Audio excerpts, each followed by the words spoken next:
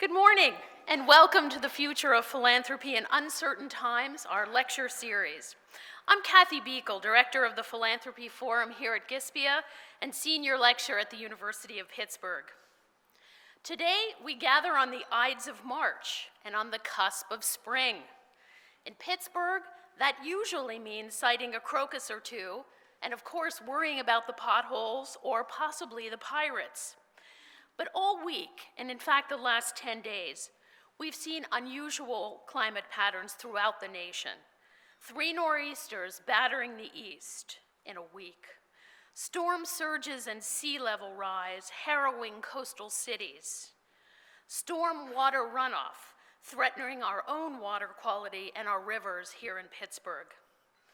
Taken together, these elements suggest alarming and anomalous patterns linked to climate change. And depending on your vantage point, they also present the challenges of insufficient infrastructure or the opportunity for imaginative or adaptive solutions to manage their consequences. Today's speaker has thought a great deal about the issues of climate change and other key indicators that shape his community's quality of life.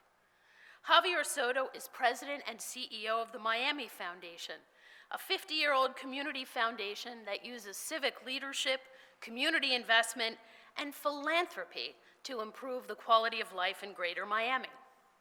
Since taking the helm, Javier has reoriented the foundation toward new forms of civic leadership, and he's expanded an appreciation for who practices philanthropy and what it actually is in his region.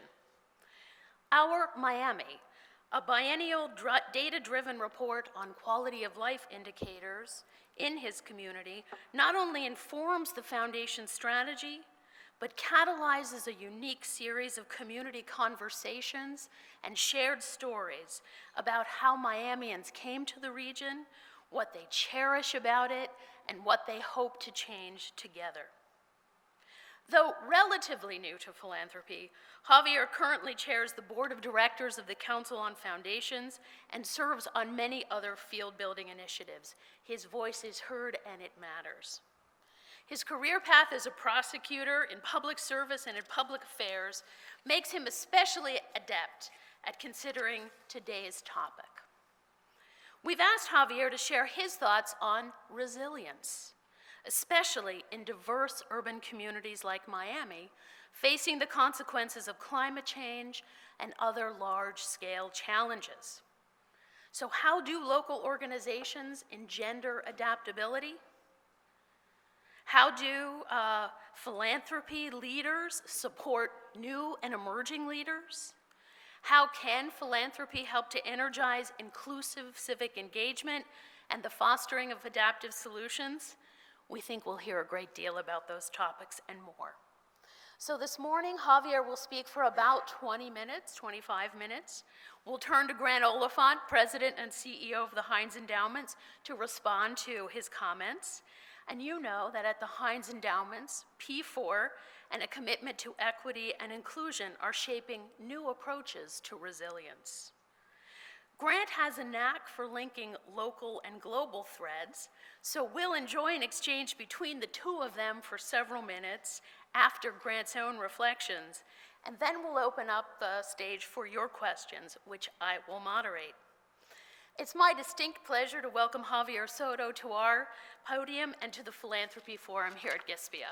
Javier.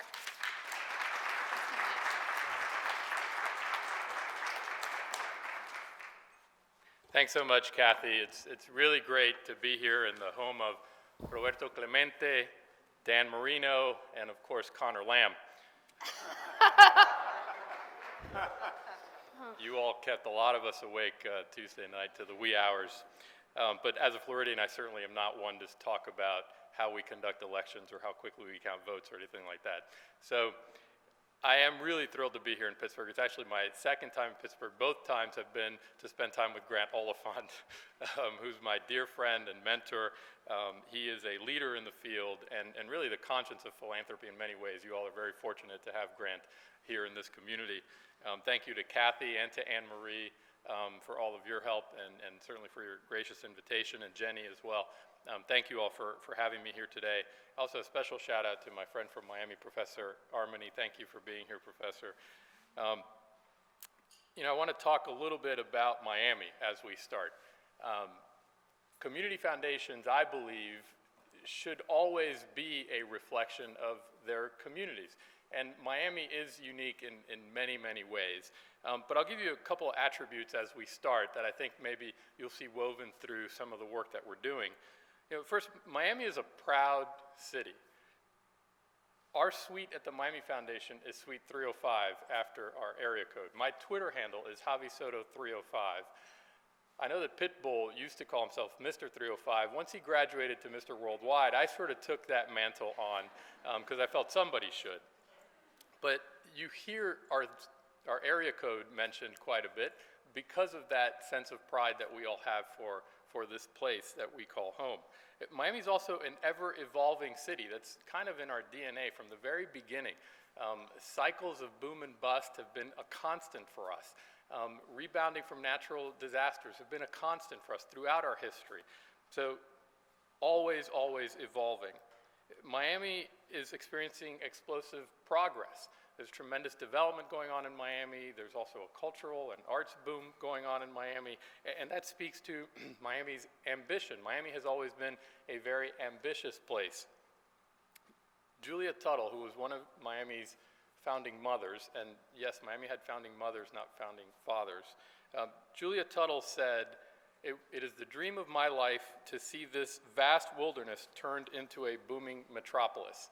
It literally was a wilderness. It is a swamp. And Julia Tuttle had the vision and the ambition to see that grow into something that nobody else at the time would have ever imagined would turn into the Miami of today. That quote from Julia Tuttle is in our office. As soon as you walk into the office, you see that quote on our wall because it speaks to our ambition. So this is what Miami looked like 50 years ago, roughly.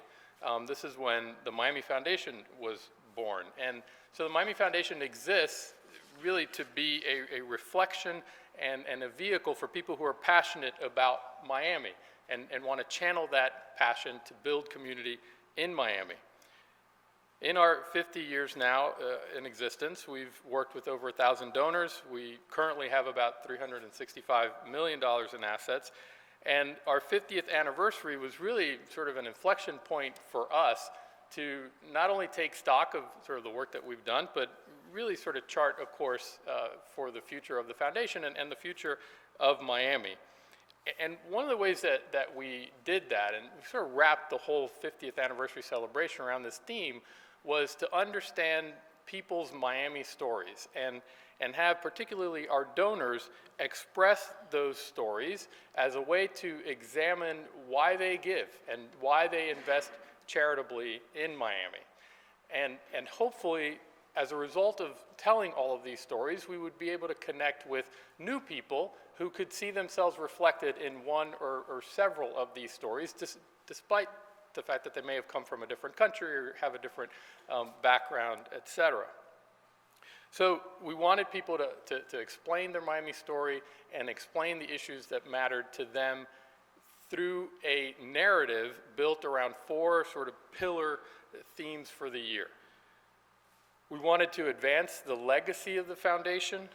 We wanted to provide opportunity for people in our community. We wanted to ensure Greater Miami's resilience, and we want to nurture Miami's homegrown creativity. So those pillars of legacy, opportunity, resiliency, and creativity sort of drove the 50th anniversary, again, throughout all of these stories that were being told year-round. We also invested above and beyond our normal sort of community investment. We invested $1 million in what we called signature grants, and these signature grants were pegged also to the 4 themes that I just mentioned. This was broken up into quarters. And so we wanted to invest in organizations that had a legacy of impact, that were at an inflection point like the Miami Foundation, and that were pursuing forward-looking solutions for Miami. Interesting story about the legacy grants, we decided to make small investments in the first 8 grantees of the Miami Foundation 50 years ago. Boys and Girls Clubs, the Girl Scouts, several others. these 8 organizations are still in Miami and still having tremendous impact in Miami. What's interesting is the money that funded those initial grants came from banks and corporations that no longer exist in Miami. So none of the organizations that had contributed to these initial grants are there, but the organizations themselves that received these resources are still there and are still having impact. And as I said, when we launched the 50th campaign, this big event that we had last January, that speaks to the power of endowment. That speaks to the power of perpetuity and investing in a community. And in Miami, speaking of endowment is something that is not as ingrained as it is in a place like Pittsburgh or other folks, other areas around this part of the country, because of Miami's youthfulness and the fact that maybe many of us come from backgrounds where philanthropy isn't quite as ingrained. So speaking about endowment is something that we try to do all the time and try to connect it in a relevant way to people in Miami. And so I describe myself as a salesperson. I'm selling Miami for a living because I can't ask you to invest in the future of Miami if I can't get you to be hopeful about that future of Miami. So a lot of what we do is certainly not ignoring our challenges, as you'll see later, but promoting those things that are working in Miami so as to make people hopeful about the future of Miami. So that was the legacy piece on opportunity. The investments went towards creating access to affordable housing, providing educational attainment, creating pathways to social and economic success. One of the grants out of that bucket ended up being a grant and also a PRI to Grameen America to help launch Grameen America in Miami. So they weren't operating in Miami a year ago. They now just opened. I went to the grand opening a couple months ago, and in part that was due to the Miami Foundation's investment in them. We invested in resiliency grants, and I'll talk a little bit more about that later. Certainly that's part of the environmental challenge issue that we're facing, but it's also to strengthen the civic fabric.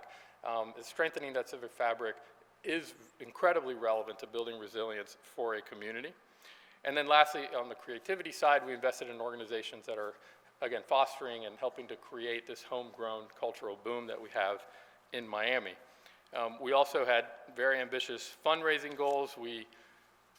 Just 8 years ago, we were raising around $10 million a year each year in contributions to the Miami Foundation. Last year we set a $100 million goal. We ended up going over $100 million to about $120 million in contributions last year. Just 10 years ago, our total assets were about $125 million. So we set ambitious goals, we told people stories, and the community responded in a meaningful way. And so as if that wasn't enough, and people in the office, myself included, weren't going crazy enough, as you all know, we had a couple of natural disasters affect our region in a pretty meaningful way. Hurricane Irma struck Florida, and before it came to Florida, did tremendous damage throughout the Caribbean.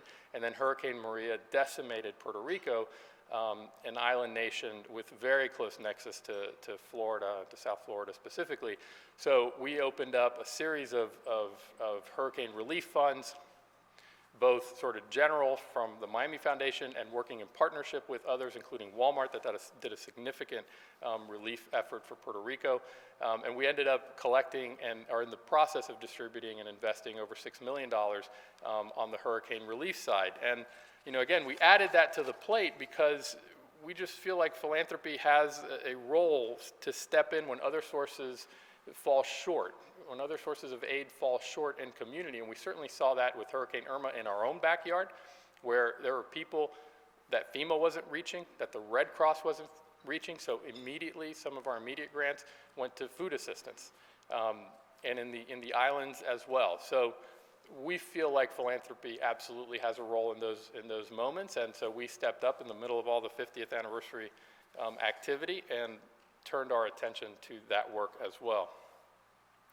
So I'm going to talk now about sort of this idea of philanthropy and resilience, and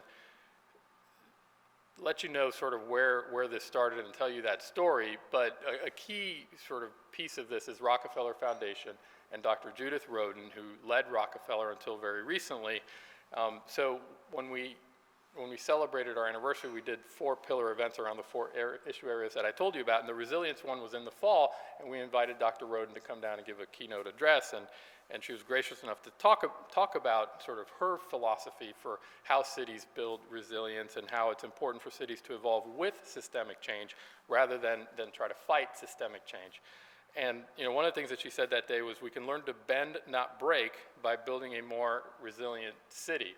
And that idea of flexibility is one that is very much informing and guiding our community's approaches to climate change and sea level rise. So before we sort of jumped to resilience, the Miami Foundation had to sort of enter the arena of public affairs and policy work in general in a new way, because prior to maybe 6, 7 years ago, we had not been in that space. We were a traditional, sort of just solely grant-making focused community foundation, investing financial resources to promote change and to improve quality of life. But the board had instructed me as a new CEO, the background in government, to grow impact. And I knew intuitively that no matter how much we grew our assets, it was going to be very difficult to really have enough to move meaningful change in our community. So I felt that policy had to be part of the equation. And luckily the board did agree with that. They recognized not only that we could potentially play that role, but they recognized that in Miami there really was a void of this civic type of leadership. And frankly, any kind of leadership on some of these issues. And so they felt that the Miami Foundation could bring new voices to the table because of the audiences that we could reach. They felt that we had a clear opportunity to move into this void. And I would say something that I've told the board from day one is we have to be willing to bang the table and demand action. And that is not something that's customary in Miami, certainly not on the part of sort of established civic groups. So we entered that arena. And then we had to go about setting, well, how exactly do we do this? If we're going to go in this direction, how exactly do we do this? How do we develop a leadership agenda? How do we choose the issues on that agenda? Now, community foundations often talk about themselves as neutral. Just choosing an issue to be involved with reflects some opinion of what you think matters. So I prefer to use the term independent. Community foundations are independent voices and should be independent voices, but they're not necessarily neutral. And then lastly, how do we define success? So for community foundation CEOs, there's a very easy scorecard that you show your board at the end of the year. How much money did we bring in? Where are our assets at? And that's the easiest of all scorecards.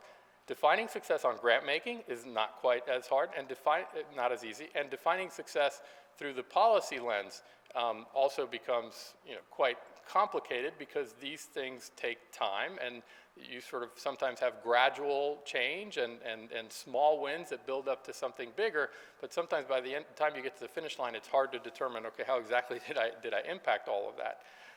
So I'll talk to you about how we developed that strategy, how working as a convener was really one of the most critical pieces of this, and then what the road ahead looks like. So I mentioned the pivot into policy space, and aside from my own personal career background in government, one of the things that I pointed to was this wave in the community foundation field towards policy work and towards public affairs involvement, led by organizations, frankly, like the Pittsburgh Foundation, Boston Foundation, Foundation for the Carolinas. There are already a growing number of community foundations around the country who were entering this space really aggressively. So when we convened our first board retreat back in 2010, the foundation for 40 plus years had never even had a board retreat. We heard the message of impact and again started down this path of saying, okay, yes, we need more assets. That's part of growing impact, is to be able to invest more money, but the other part has to be to develop a civic leadership agenda. So first we went through a whole process internally to make sure that we had the right pieces on the team that could lead in this direction.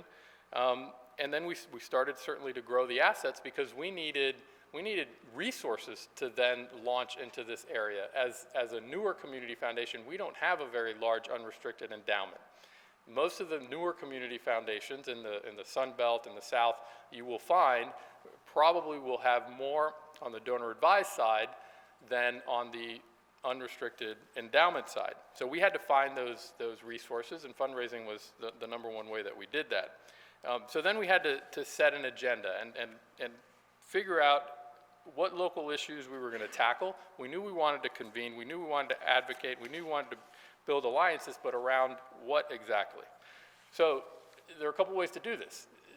You've all been in meetings where folks are given sticky dots and there's a bunch of issues on the table, and you go and you put your sticky dot on the issue you think is most important, and the one with the most dots, that's the direction we're going in. I really hate sticky dots. I hate doing those exercises. And I also thought, if the Miami Foundation's never done this, it's going to be hard for me to show up at County Hall and say, hey, we're here to talk about education reform. Be like, well, who are you? Who invited you to this conversation? So that's why we launched our Miami report, was to ground this work in research. So the first phase of this was conducting research into 8 quality of life indicator areas. They're listed up here, to just sort of put that out to the community and say, okay, we're building a report card for this community in these issue areas, and this is how we're doing. It's a research platform that quantifies these quality of life indicators. And so just to fast forward a bit, the question is, okay, we've got all this data. It shows that we're lagging in a bunch of these different things. So now what do you choose? And we could have easily just said, okay, let's pick those things where we're the worst at. Where's the biggest deficit?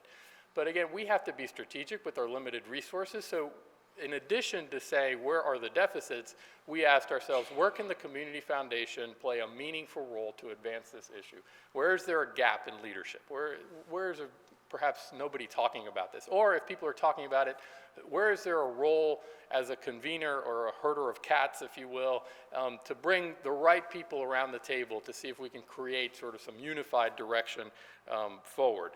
And so throughout that sort of process, we ended up landing on parks and public spaces, transportation and urban mobility, and sea level rise. And as we have now been working in these spaces for a while, increasingly that space in the middle of the Venn diagram for us has become resilience.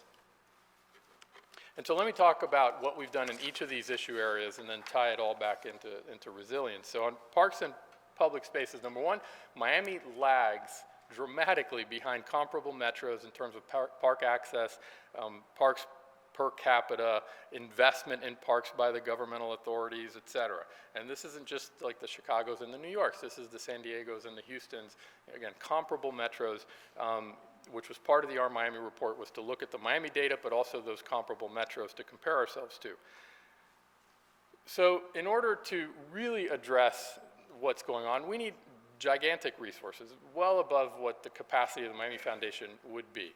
So one thing we are currently working on is, in partnership with the Trust for Public Lands, the Parks Foundation of Miami, and the mayor's office at the county, is a dedicated funding source solution to inject $500 million to create to develop the county's open space master plan. Okay, so this will be on the ballot in November, we hope, and it will be controversial because it is requesting an increase in revenues from the taxpayers of Miami-Dade County in order to build this. So we are preparing to put this on the ballot and preparing to launch a full-on campaign around parks for Miami's future in this coming year. To do that, we had to have built some credibility in the space, obviously, and we needed to have sort of rallied additional voices beyond just the Miami Foundation to this. But if we are successful, which I have every expectation that we will be, we will place a park within a 10-minute walk of 90% of Miami residents. Currently, that number is around 40%. So that for us is our parks moonshot for Miami, and we think it can be transformational in many, many ways. Certainly there's environmental impact here, and there's a social resilience aspect to this because of the roles that parks and programming at parks play, particularly in youth development. So how did we bring all these new voices to this conversation? Well, a big part of it was something we called the Public Space Challenge. So for the last 6 years now, we've been putting around $300,000 to $350,000 out every year in a open competition. We launch a website with a map. Think a Google map. You drop a pin in an area somewhere in close proximity to where you live or work, where you have an idea to create, improve, enhance a park or a public space. And we've invested now over $1 million in 91 of these projects in the last 6 years. And some of these are shade canopies over an exercise yard in a park where in the summer it was unusable because it was so hot. Benches along a boardwalk, community gardens, even bike repair stations along bike trails. So again, just to activate and to enhance these public spaces. That in and of itself is all good. But more importantly, because of the interactive nature of the website, where people vote on their favorite ideas and get to view everything and like them and all those types of things, we have generated significant traffic and significant conversation around the need for parks and the importance of parks. That is the parks army that we are building and that we have been mobilizing. We've mobilized them at county budget hearings to advocate on behalf of parks funding, and we absolutely are getting ready to launch that army to advocate on behalf of this referendum later in the fall. So driving that support, you need significant grassroots enthusiasm, and this had never been created in Miami, so we had to create this groundswell of support, and this was the key way that we were able to do that. Next is transportation. If you've ever been to Miami, I don't have to tell you about how incredibly frustrating it can be to try to get, I see Professor Armani smiling, from point A to point B in Miami. We have a significant crisis when it comes to mobility in Miami. Now, the Miami Foundation didn't put that on the radar. Every single person in Miami has that on their radar. The problem is that the political structure has been really bad at coming together around a common vision and a common solution. So that's where we felt like we could perhaps lend a hand. And so we've brought experts down from around the country to talk about what has worked and what is working in other places.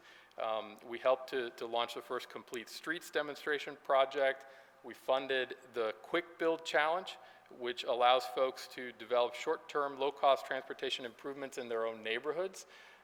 We've gotten behind a public transit day that has just called attention to the need for enhanced public transit, but also just to call attention to the public transit that does exist in Miami, because some of it actually does work pretty well. And then lastly, we're supporting something called the SMART Plan, which is at the governmental level. It's an effort to expand mass transit along 6 main corridors in Miami-Dade County. The problem is that there have been disputes over which corridors, what type of technology to use on those corridors, et cetera. So what we're trying to do is to help move that conversation in a productive way so that Miami ultimately can decide on what the SMART Plan looks like and pursue federal dollars, because this is a multi-billion-dollar initiative. So we're involved with that conversation. We've built great relationships with the transit agency in Miami-Dade County, and they look to us oftentimes to convene conversations that's very difficult for them to convene. And obviously, the transportation, mass transit solutions and alternatives to car transportation, such as bike lanes, et cetera, all have an environmental sort of benefit to them as well, which is another reason why we're interested in promoting these solutions. And then sea level rise was the other issue that we took on as part of this leadership agenda. Sea levels are rising at an alarming rate in Miami. I think everybody probably knows that. What you may not know is that 5 years ago, people in Miami weren't talking about this. People internationally were talking about it. I know I would see these screaming headlines from The Guardian in England about Miami. We were on the cover of Rolling Stone. We were even on the cover of Sports Illustrated once on sea level rise, but yet people in Miami weren't having this conversation. And so part of why we decided to take this on, recognizing full well that no matter how much money we raise at the Miami Foundation, we're not going to be able to fund the solutions to this. We knew that at a minimum we needed to raise that conversation with folks.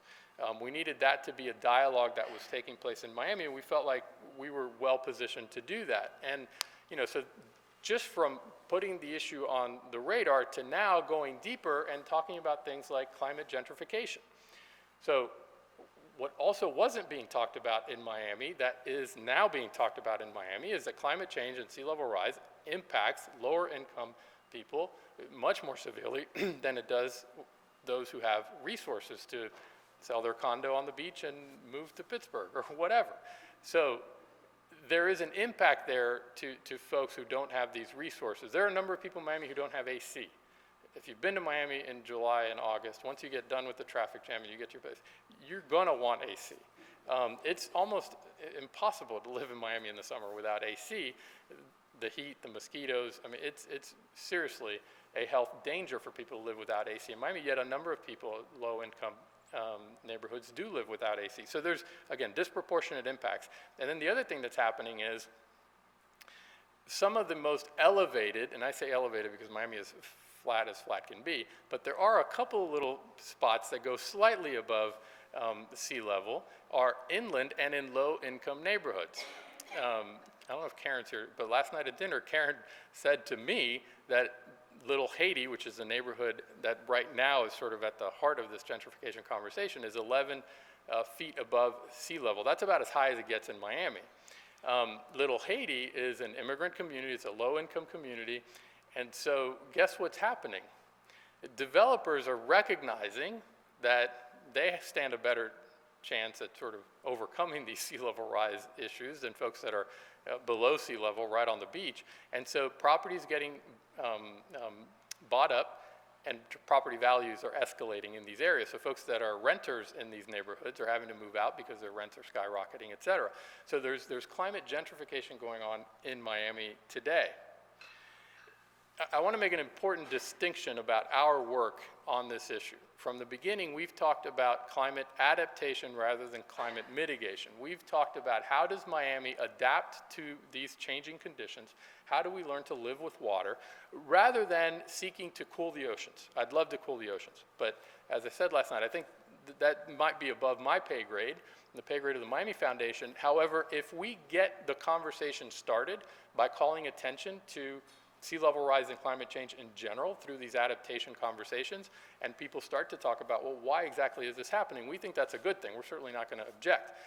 But again, for us, it's all about how our community adapts the built environment to be able to survive and remain resilient. And the other thing you all need to know is this is not for us some theoretical 20, 50-year thing. This is happening today. We have, during what's called king tides, massive flooding, particularly in Miami Beach. King tide is when there's a full moon and there's high tide. It can be a bright sunny day out and you will have water up to your knees. That's happening in Miami today. And so Miami Beach is investing hundreds of millions of dollars today to raise streets, to elevate sidewalks, to put in a pump system to drive this water out. That is happening today. The strategies being deployed today, all of us recognize are but a Band-Aid. So we'll talk a little bit more about our resilience work, but we know we need to find longer term solutions. But in the meantime, when people are showing up at City Hall because their shoes are soaked and they're in water up to their knees, and nobody's asking who's a Republican here, who's a Democrat here. I mean, everybody's asking, what are you going to do about this? How are you going to fix this? I can't get my car out to go to work because of the flooding. So that's happening today. And so the Miami Foundation entered the conversation, wanted to elevate this conversation, and wanted to say, well, what can we do? Well, how can we be helpful on this issue besides raising the conversation? There's been studies and there have been reports issued about some of the things perhaps that we could do as a community, but that conversation wasn't being elevated. That conversation needed to be translated so that people could understand it, and it wasn't just climate scientists who could understand it. That conversation had to move people to action, particularly policymakers to action. And all of the efforts thus far had also been regional, looking to state and federal solutions. We thought we needed a hyper-local approach that put mayors and commissioners sort of on the front lines of this conversation and of finding these solutions. So again, we thought that convening these conversations and having the right people in the room was a primary responsibility for us. As we went through this process of convening people, we came across the Rockefeller 100 Resilient Cities Initiative. And that to us provided that platform, that robust platform that could help us bring the right people to the table, but also understand what was working in other communities. And so we decided we would pursue the 100 Resilient Cities designation for Miami. I know that Pittsburgh is a 100 Resilient City. We looked to other places like Medellin, Colombia, Melbourne, Australia, other places around the globe, and drew inspiration from the work that they were doing in their communities, again, to have sort of a united front around whatever the resilience challenges were in that place. And so I'll tell you a quick story about how the Miami Foundation became involved, because all of these 100 resilient cities, including Pittsburgh, are led by a mayor in a city hall who then gets a chief resilience officer, and all of this is sort of under the umbrella of a municipal government. I went up to Rockefeller. I met with Peter Madoni, at the time COO of Rockefeller. Dr. Roden was still CEO. And I said, hey, this is what we're doing. I gave him basically the spiel I just gave you and said, how does Miami get in the queue? How does Miami get this designation? You've got one more cohort that you're going to announce. How does Miami get that? And he said to me, well, what Miami are you talking about? I said, what do you mean, Miami, Florida? He said, no. We've had Miami Beach up here. We've had the city of Miami up here. We've had Miami-Dade County up here, and Professor Armini knows exactly what I'm talking about. We have 35 municipal governments in Miami-Dade County, plus a county government that controls half of of an unincorporated area as a municipal government. The other half is a regional government. It's a mess. Our governmental structure is a mess, and you've got politicians involved in all of these, okay? So I said to him, oh yeah, no, I get what you're saying. I said, well, what if the Miami Foundation brings you one Miami on one application? He said, oh, that'd be great. Can you do that? And I said, oh yeah, sure. And I walked away thinking, how the hell am I gonna do I literally had no idea how I would do that. But I came back and engaged with the folks that I knew at the sort of the key municipal partners, the county, the beach, and the city. And they all understood at the end of the day that to be successful, they were gonna need to come on one piece of paper. So long story short, with the Miami Foundation in role of convener and sort of quarterback, we got all of these municipal governments and mayors on one application. We called ourselves Greater Miami and the Beaches. If you look at the list of 100 resilient cities, it's the only one that sort of stretches way out. Everything else is easy, like Pittsburgh, Medellin. But just getting to that name took like several phone calls and several meetings, because everybody wanted to be represented even in the name. So you can understand sort of how complex that was to pull off. But we not only pulled off the application, we pulled off the designation. And so we were successful in forging this partnership and getting the designation as one of the 100 resilient cities. And so this is where we are now. We are now deep into the development of what's called the strategic framework. Rockefeller asked the Miami Foundation to continue to be the convener and chair the stakeholder group. We host all the meetings at the Miami Foundation office. And importantly, you need to know that the resilience discussion is not just about sea level rise. So it's everything that could potentially impact the resiliency of a community. So we've developed these 6 sort of discovery areas that will inform the strategic framework, and you see them listed up there. It's living with water, advancing and adapting how we live and move, building prosperity, a thriving community, safe neighborhoods and healthy neighbors, robust recovery, and leadership for tomorrow. So these 6 discovery areas are now where we are in deep conversation to move to the strategic framework. And so we're going to continue in this role to lead towards resilience. We also coordinate all the communications and all the public outreach for the effort. We're also making our own investments. I mentioned the signature grants earlier. We invested in the Florida International University Sea Level Rise Solutions Center as an example of other ways that we're trying to promote solutions and promote this dialogue and conversation. And this year, we're incorporating resilience as one of the pillar aspects of our community grants program, which is our annual sort of big competitive grant making program. We're going to continue to work as a convener, and this idea of My Miami Story is one that we've also built into this conversation around resilience, and we have been having conversations every fall now based on a project that Chicago Community Trust launched called My Miami Story, where we bring people together around coffee, around lunch, et cetera, to tell their Miami story and to take on issues that they care about. And frankly, this issue now went from off the radar 5 years ago to very much at the center of most of these conversations in Miami. And the last thing on this that I'll say is that we believe that we have perhaps created a new model for Rockefeller to expand their work beyond just the 100 initial cities, and I know they're motivated to go beyond the 100, to show how community foundations can work to bring multiple communities together. Think of a rural area, perhaps here in Pennsylvania, where a community foundation can be that central convener that brings together several municipalities from the rural area to pursue resilience designation and to pursue work in the resiliency space as that key convener. I think it can be explored internationally, even cross-border collaborations where a community foundation or some type of community catalyst can come together and bring people who otherwise normally wouldn't be collaborating on these things together, because these, especially these environmental challenges, certainly don't respect borders.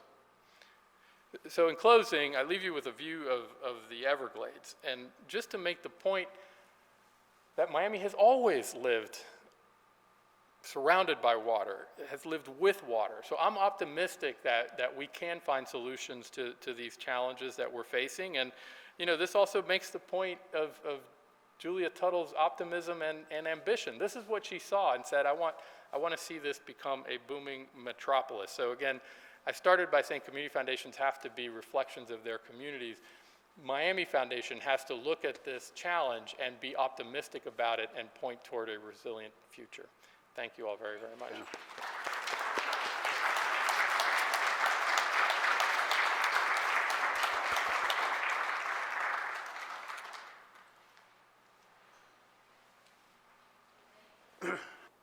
All right, so thank you all for being here. Kathy and I were talking before we started that we don't take enough time out of all of our busy schedules to sort of pause and reflect about the practice of what we do. So kudos to you for being here. I think it's always rejuvenating for me to be with colleagues and talk about the work that we're doing. You can see why I like hanging out with Javier. I think it's important for your humility to hang out with people who are cooler than you are periodically. And I feel that every time I'm with you. But he's, he has had a kind of meteoric rise in the philanthropy field. And you can see why. You can see in terms of the ambition and the clarity of the vision that he's brought to the work that he's doing in Miami as an example of it. And I'd just like to park in your brain for a moment, because this is something I'm going to come back and ask him about. The politics that he's dealing with, the national politics and the local politics, and the moment that we're in as a country and as a culture, and what it takes to, as a community foundation that is answerable to donors and to the community, to be brave enough to take on an issue like this, I think is extraordinary, and we take it for granted, and I want to honor it, and I'm going to ask you about it. But first, I have a little job to do, which is to reflect on what we heard. And I just want to share a few thoughts for this group around how this issue affects our community, and how what Javier shared with you is something we should be continuing to think about here. By the way, nobody has taken the name Mr. 412 yet, as far as I know. But Grant, you still can. I think there are better candidates, but we should do that. And I feel really badly for you about having 33 municipalities in the 305. We have 133 in Allegheny County, so we got you beat. But we totally identify with the sense of the challenge. Listen, here's what I'd like to share with our group about the issue of climate change and why it matters as a community issue for us. Many of you know the Heinz Endowment has focused its work around the notion of building a more just community and a more just future. By definition, climate change and sustainability are key pillars in that work.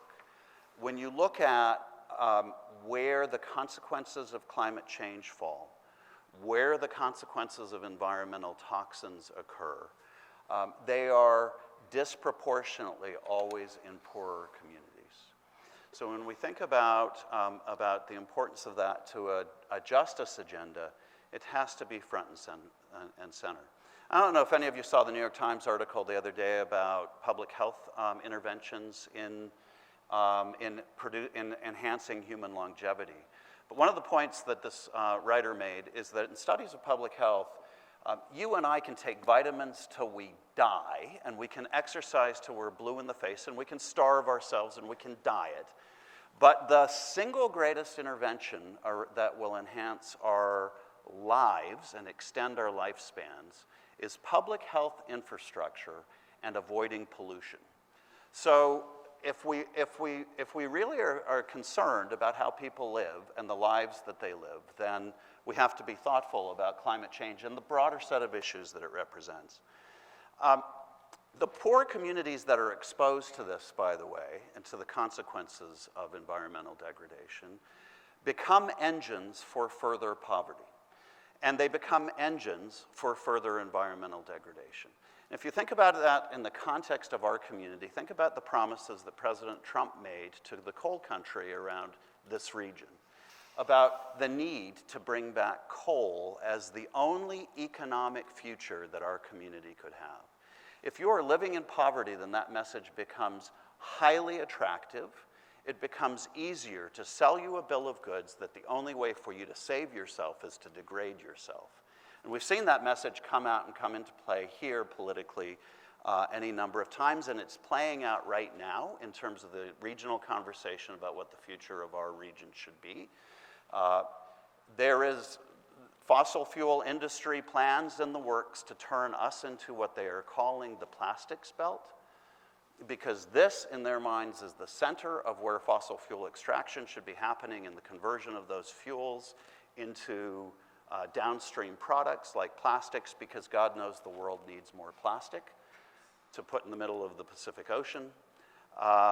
And the difference, by the way, between us and Houston, which is sort of the model for this vision, is that what is called Cancer Alley in Houston is downwind from the city.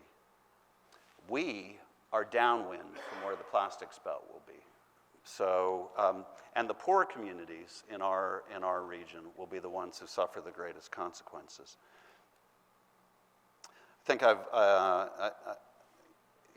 think that question of how we define the future of the community is exactly the sort of issue that comes up in what Javier was doing in Miami.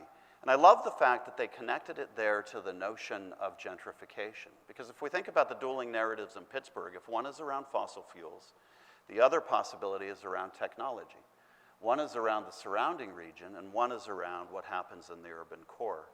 And the technology promise, which many of us find very attractive, also brings with it the threat of what happens to folks in communities who may be displaced.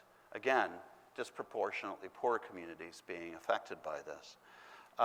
One way to manage that and to manage the impacts of it is to think in equity terms as you approach the climate change issue, and to focus on impacts of environmental action and economic action. And we're working on that in Pittsburgh. I would say transportation, which Miami has focused on, is one clear route to that.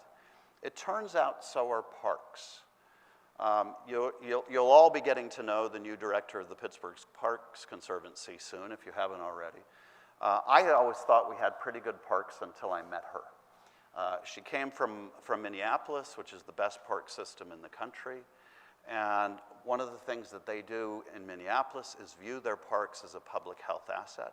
So there is a notion of parks being accessible within communities, and of being assets for members in those communities, because they actually refer to the studies that prove that having close access to parks contributes to longevity, contributes to health, and contributes to happiness.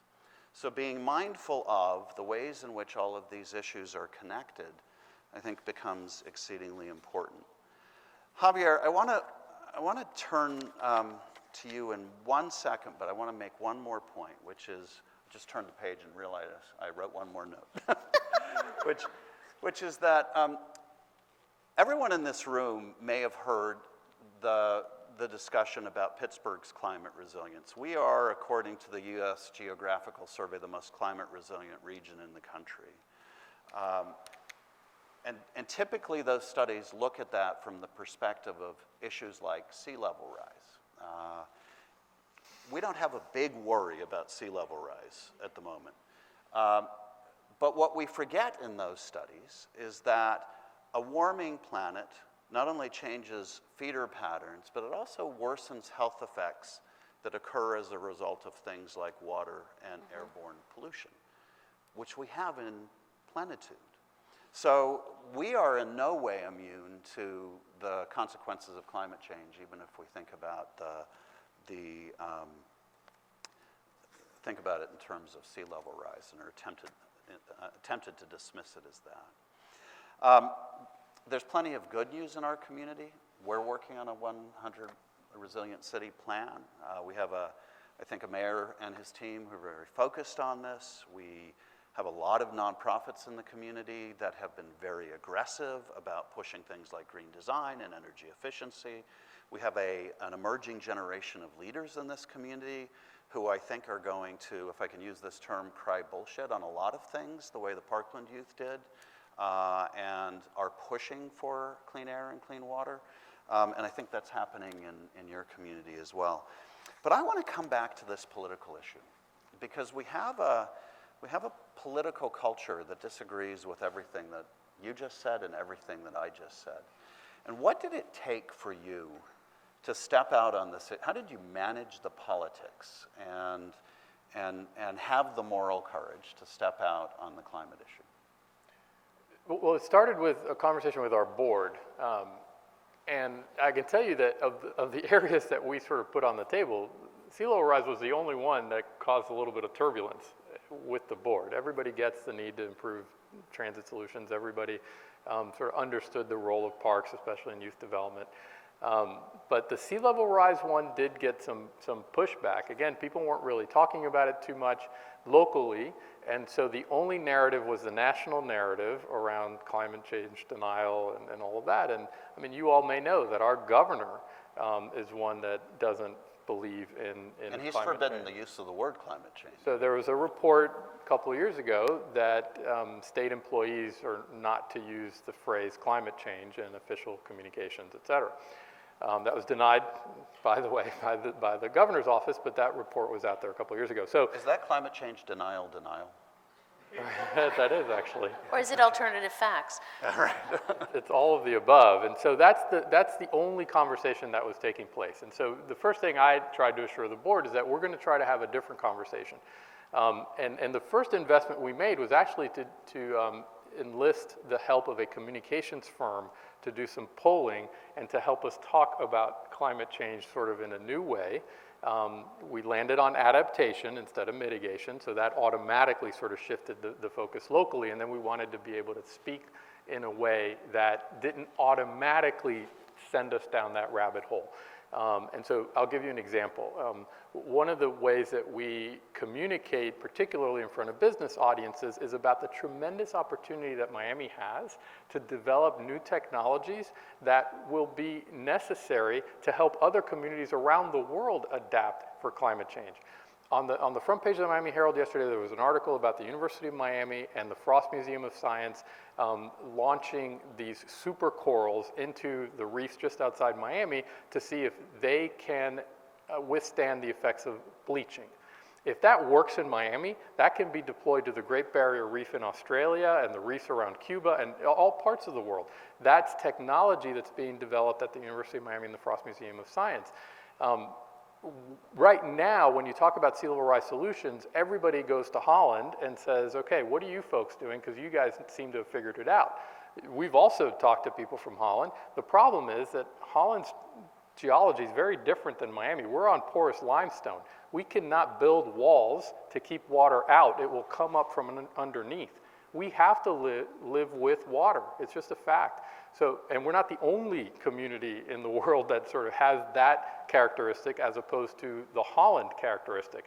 So can Miami develop these technologies in a way that will be incredibly beneficial, not just to our resilience, climate resilience, but to our economic growth, because we'll be launching new companies and new technologies that the world will need. So that's just an example of one way that we sort of highlight this issue from a different lens to speak differently to folks. But Grant, also, the other piece, and you know this because you worked in politics for a very, very long time as well, is relationships.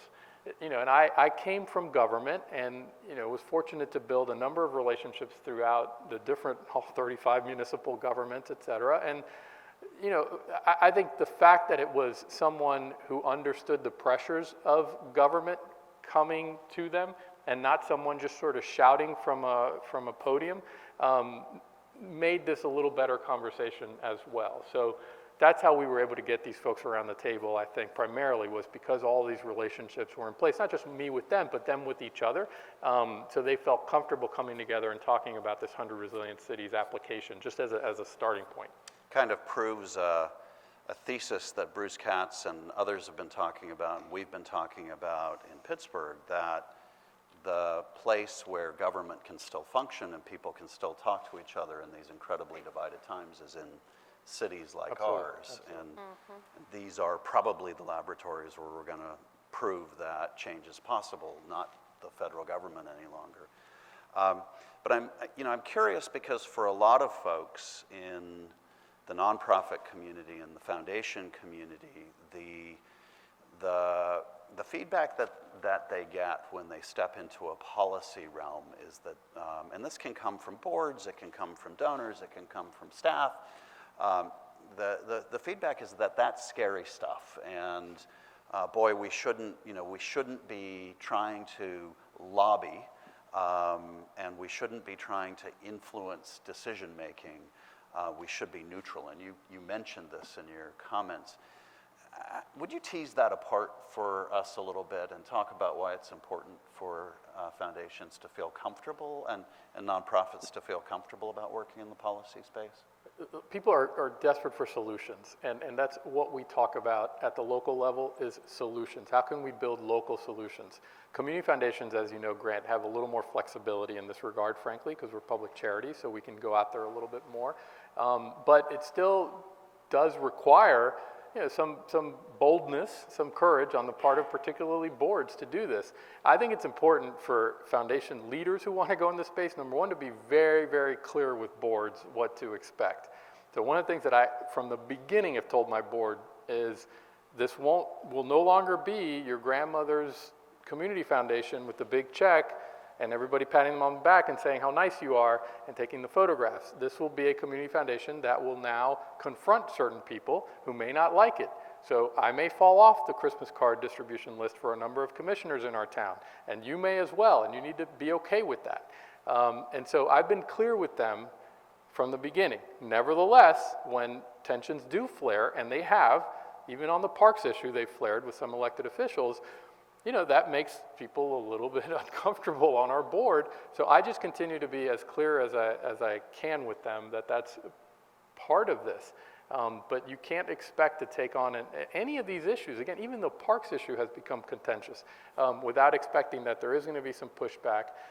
So number one, we try to be as respectful as possible with everyone. We're not out there calling names. There's a rule in our office. Everybody can do whatever they want on social media, including political speech, but don't attack the person. You can attack the position, attack the policy, and state your opinion as clearly as you want.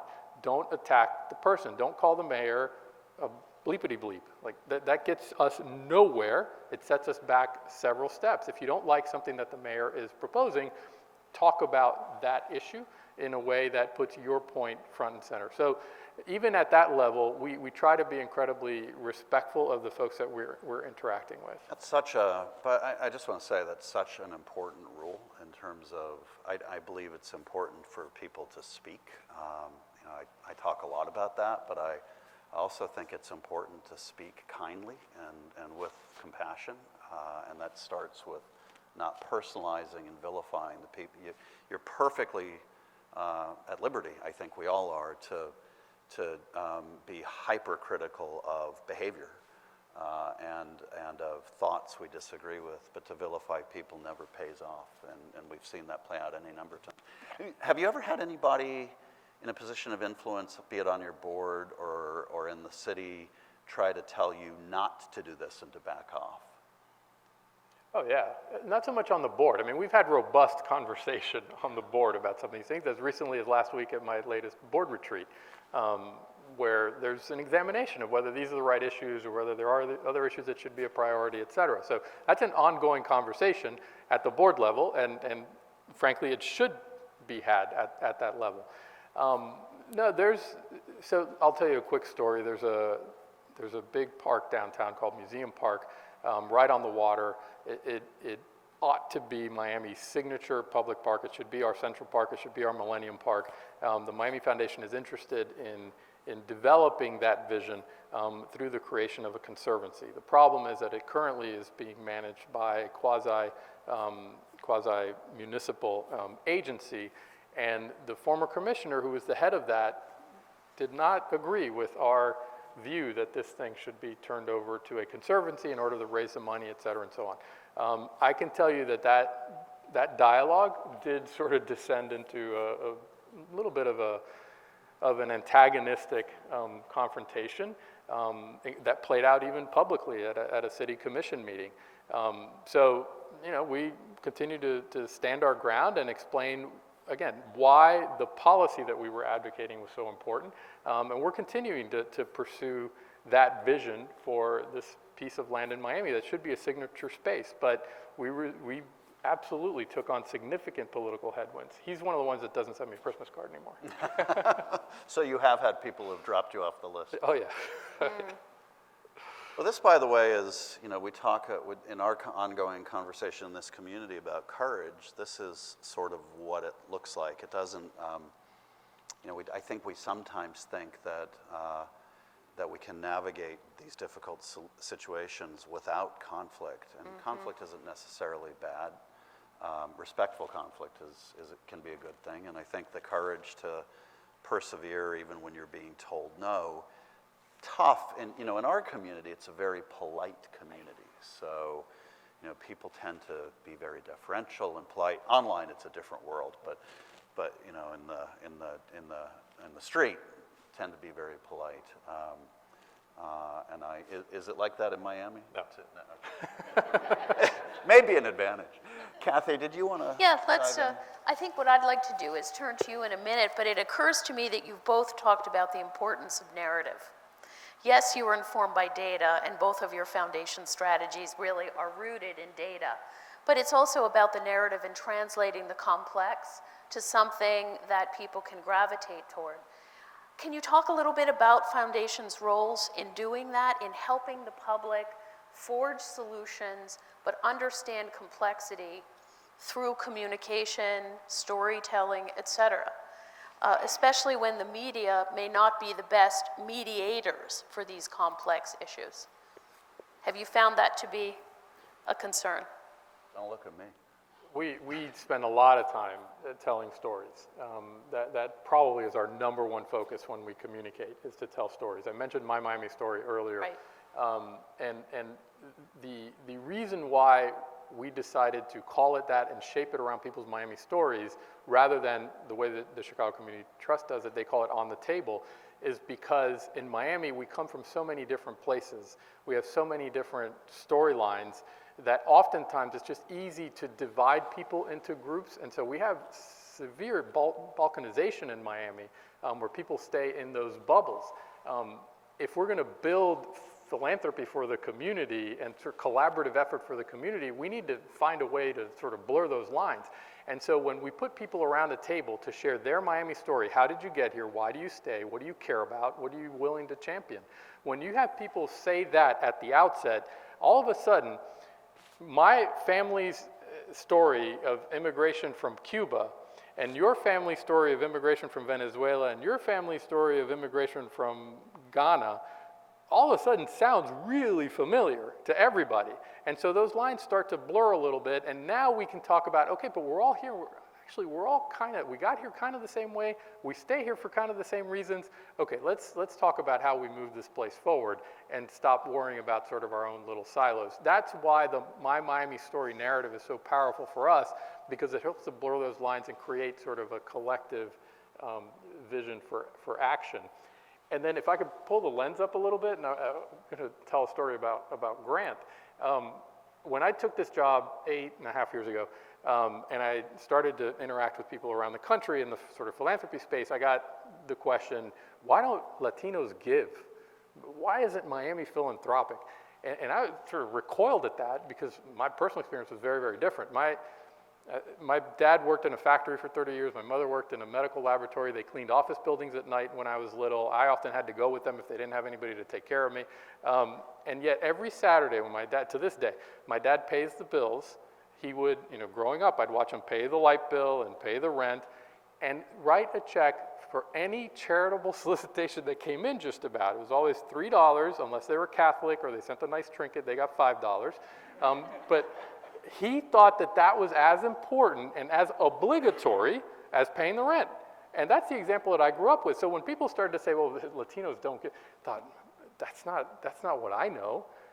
Why are people saying that about us? There's deep generosity in Latino community. And so when I thought about it, yeah, there's deep generosity going to church, deep generosity going in terms of remittances back to country of origin. There's deep generosity in times of crisis. There's a hurricane in Puerto Rico, an earthquake in Haiti, and our fire stations are flooded with people donating supplies. Nobody asking for a tax receipt, by the way. That's deep, deep generosity. I'll put that up against anybody.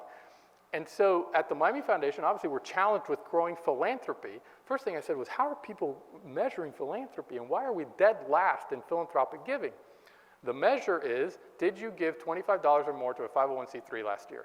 Well, if I'm sending money back to Colombia and I'm putting $5, $10 in the collection plate at church every week and I'm taking a box of diapers to the fire station when there's an earthquake somewhere and I don't have a tax receipt for any of that, I got to answer no when they ask me that question about the $25 to a 501c3. That's where the idea for Give Miami Day was launched. And so when we started Give Miami Day 6 years ago, we'd never done it. I spoke to the head of Knight Foundation, Alberto Barguin, about this idea, and he said, I'll give you all the matching money in year one, but you have to do it before the end of the year. It was September. And I immediately said yes, because I don't leave money on the table. I said yes. I went back to the office. I said, hey, guess what? We're doing a Give Day, and we got to do it by December. And people look at me like, what the hell's a Give Day? What are you talking about? And I remembered that my buddy Grant had already launched a very successful Give Day here in Pittsburgh. Back then, not a lot of communities were doing this. And so I called him up. I said, this is what I sort of roped myself into. Can you help? He said, come up to Pittsburgh. We'll give you the playbook. I checked the Pirates schedule, saw when they were in town, and I booked a flight, spent a day with Grant and his team, and then spent a couple of days going to Pirates games. And went back to Miami that Monday and said, here's the playbook. Let's do this. We got 2.5 months. We didn't know what to expect that first year. We set a goal of $500,000. We raised $1.2 million that first year. Every year since, we've raised $2 million more. This past year, we raised $10.1 million in 24 hours for Miami. And, I mean, you said this earlier, so I feel that I can say this. I even said this to a reporter once a day after Give Day because I was really sleepy. I said, I think we've called bullshit on the narrative that Miami doesn't give. Mm-hmm. That's what we set out to do, was build the bridge between this deep generosity and philanthropy so that now when people are asked, did you give $25 or more to a 501c3, they can answer yes, because guess what? Our minimum donation on Give Miami Day is $25. Fabulous. That's a great story. Fabulous. Grant, I know you have done a lot in communication. I'd like to turn to our audience, but as somebody is coming to the microphone to ask a question, can we hear Grant's response? So if you have a question, please come to the mic and tell us your name and a short question. Please, save me. No. But I'll just quickly say, Kathy, that I want to thank you for the acknowledgement, and Javier's taken that so much further than we did. But I love the premise of it and what it proves. And I also loved your earlier point, Javier, about stories and bringing people together around story. You know, there is a fundamental notion in human relations that we cannot hate a person whose story we know. Mm. And so much of what we see happening right now in the country is that, in our divided camps, is that we have stopped listening to each other's stories. We actually don't know each other, and we make assumptions about what people in another neighborhood experience, or what people of another color are like, and what people in another county are like. And we really should just stop and hear each other's stories. It may be the most important role of communications right now. It's not advertising. Good. Well, and we'll send you to our website, which is all about storytelling, the stories of giving and those who give, and it's not the usual suspects featured. So please, let's turn to you. Can you tell us your name and ask a brief question? Yes, and first, thank you. This was really wonderful, and you were both so full of great suggestions for how to move beyond ideas to actually making things happen and getting people to work on solutions that will be put into action. So on that point, I have a question that is, I think you can both speak to. It's a question about time. So I work on academic time pace, and I feel like we live in this bubble of sanity, this sort of oasis, and that really is disconnected with what's going on with the rest of the state. But the rate at which the plastic belt is being developed is something I've just recently become aware of, with Indiana Township being 90% open to fracking. North Park is open for fracking. Hartwood Park is open for fracking. And the people that I live with in those communities are not having these conversations. So these are great suggestions for how we can start to have them. But I don't think we have time as individuals organizing municipality by municipality to have an opportunity to do, to protect the things that you just made a great case for are really important for city resilience. So I'm wondering if the foundations are reaching out to suburban, to rural areas. Is there any way we can bring them into this conversation? We can be agents out there, but it's just not going to happen fast with 10% of us trying to change the conversation. Well, so let me handle the Pittsburgh-specific part of that. And by the way, it's a great question. There is, Martin Luther King's fierce urgency of now is a real thing. And what's happening with fracking in our county and in our region is of enormous concern.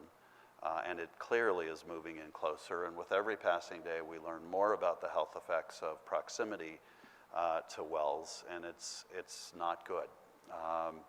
So as a foundation, we actually do fund not only research into the health effects of that, but we also fund advocacy networks that are working on this issue, nonprofits that are trying to bring folks into coalitions to become active on this issue.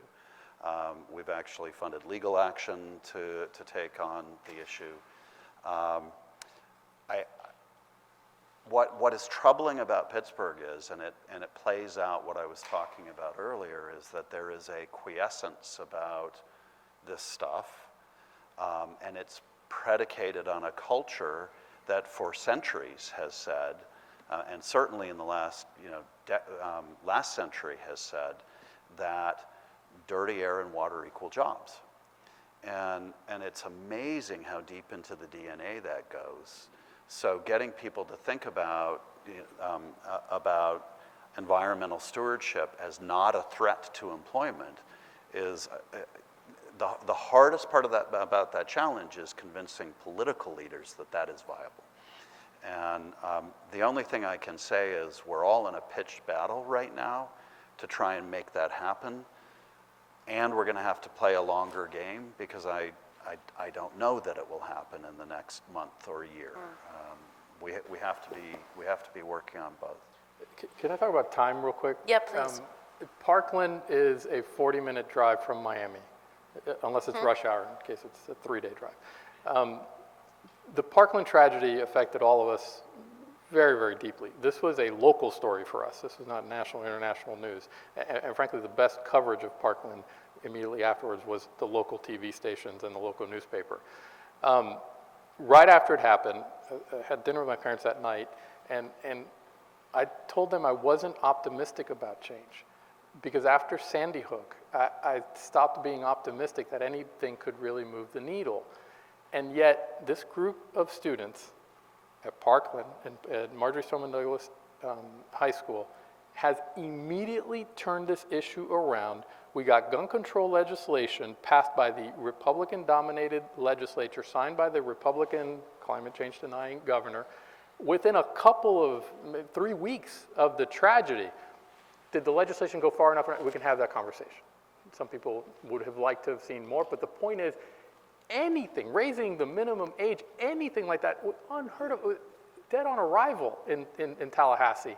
And that changed in 3 weeks because a group of incredibly passionate, dedicated, forceful voices that nobody had ever heard from, which I think is part of the answer, stood up and said, literally enough. Can I just add one thing, Kathy? Sure.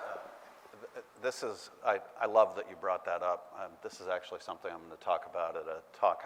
I'm doing the Elsie Hillman lecture back here this evening at the Institute of Politics. And as I was thinking about my remarks for that, this is one of the issues that came up. And I remember more than 20 years ago working for Teresa Heinz for the first time, and she had been asked by Sarah Brady to take on with then Governor Casey an assault weapons ban in Pennsylvania. It was ugly. It went nowhere. Her face and the governor's face were used as an effigy on shooting range targets, and that was sort of the milder response.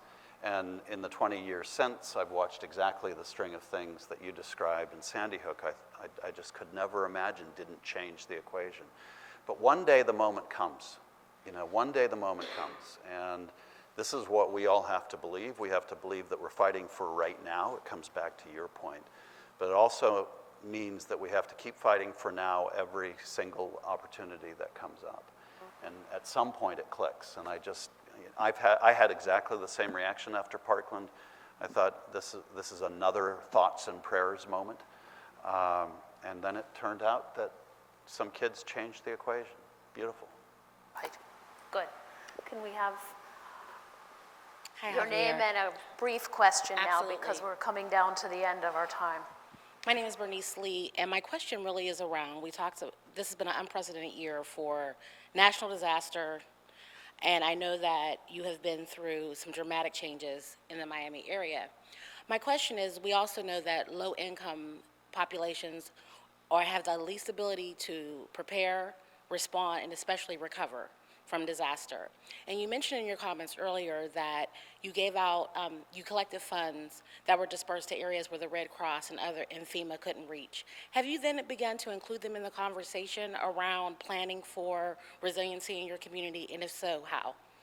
Absolutely. There's a woman who leads a nonprofit who immediately after the storm, she may have been our first grantee, literally ran out to the supermarket to buy water and sandwiches and stuff like that to distribute in the neighborhood most affected, where FEMA and the Red Cross just wasn't reaching. And I don't mean to be critical of FEMA or the Red Cross. They have a job to do, but they can't do everything. And so again, I think philanthropy and nonprofits need to fill those gaps when appropriate. That woman did an amazing job of not only sort of providing these resources to the community, but to being a face to the community that said, somebody's looking out for you, you're not forgotten. And I think that's really important, especially in times of crisis like this. Remember, people are without power, people start to get edgy. Again, it's hot and uncomfortable in Miami in those months. So just knowing that, okay, somebody's out here sort of taking care of us and watching out for us, I think is an important message. That woman is now on the steering committee for 100 Resilient Cities. And there are a couple others who represent voices from those areas around that table. I thought it was absolutely important to have those voices reflected as we talk about these strategic plans moving forward, that we not do it at a 10,000-foot level. Thank you. This will be the last question. I don't know that this is deserving of a last question, but my question is essentially about the role a foundation can play in shaping collective conscience. And we've talked a lot about Miami and Pittsburgh, but for an issue like climate change, I'm curious if there's a role to shape states of mind and a kind of collective conscience that might help us address something that's global in nature. You are the conscience of philanthropy. Yeah. Wow. And that was Nathan Darity, Yes. by the way. That's exactly the question I'd expect from Nathan, too. I think what I'm mindful of is that we're a regional foundation, and our DNA is very like a community foundation. So going from the Pittsburgh Foundation to the Heinz Endowments was sort of really easy for me.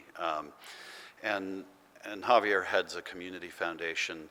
But I think both of our foundations take the view that what we're doing is connected to national and international problems and issues, and that the stories and challenges that we're identifying connect to that broader picture. And I think we're always trying to feed that information back, and we do it through some, the usual professional networks that exist in any profession. I think this question, though, of actually meta communications and how we drive a change in narrative, I actually do think that the place that's happening is locally, and that it's important for foundations and nonprofits like those in this room to be sharing as aggressively as possible the stories of success that they're having. It's why we've just started a podcast that focuses on organizational leaders that we work with. It's why we continue to produce a print publication in an era when everybody was abandoning that, because we want to use it to do things like tell the story of we in our community. I think we have to keep feeding that narrative, and I think we have to keep experimenting with and funding and then sharing models that work. And that's our unique contribution. I'd also, though, caution against us thinking that we are the be-all and end-all of social change. I think we can put a lot of things in place. We can provide a lot of supports. We can be there at the right moments. But it's the kids in Parkland who are changing the gun equation. It's not us. And it's actually a whole new generation savvy about how to use communications technology in a way that, quite frankly, none of my experience helps me with. So, a little humility around this is important too. I'm really sorry to have to close the conversation because I think this has been very rich. And, the old canard about beware the Ides of March, I think we've turned it on our head today. Be hopeful coming out of the Ides of March and the conversation we've had today, because both Grant and Javier have talked about the value of being in the moment and fighting in the moment, but philanthropy has a unique ability to work on the long range issues. Grant, what you saw 20 years ago is now changing today. And so I think we have the opportunity to do both through the work of philanthropy and the partnerships that are represented in this room. And to the idea of stories, we always give our speaker an image of a Pittsburgh philanthropist that aligns best with their interests and their work. And in thinking about you, Javier, as our token of thanks, we couldn't think of a better image than that of Madam C.J. Walker, whom you may know. She lived in Pittsburgh in 1907 and 1908. She was a very successful, the first African-American female millionaire. And she went on to use her philanthropy for social justice, communicated with Robert Vann over 30 years. He's a legendary editor of the Pittsburgh Courier, and they both together helped to shape public consciousness about civil rights and social justice, and her philanthropy was a great instrument of that. So please accept her image from us as a thank you for your wonderful work and for your